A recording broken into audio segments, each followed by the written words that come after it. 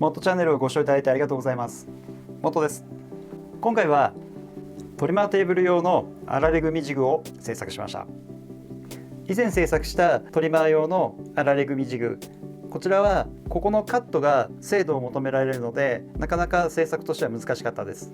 で、今回制作したのはトリマーテーブル用のジグです。こちらはもうメジャーなジグなので特にオリジナルなところはないんですけど、制作も簡単なのでトリマーテーブルを作りになられてたらぜひこちらも作ってみてはいかがかなと思います。それでは制作動画と使い方スタートです。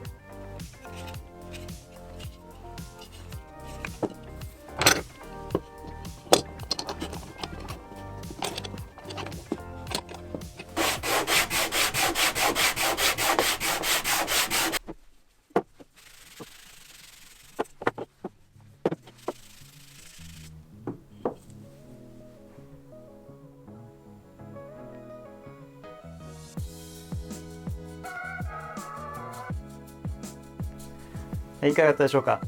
あられ組は一見加工も難しそうで精度も必要だし、ちょっと億劫な組み方ではあるんですけど、トリマーテーブルと今回のトリマージグを使えば手軽に作ることが可能です。製作もそんなに難しくないので、一度トライしてみてはいかがでしょうか。元チャンネルではこのようなジグ制作や制作動画、初心者講座などを配信しています。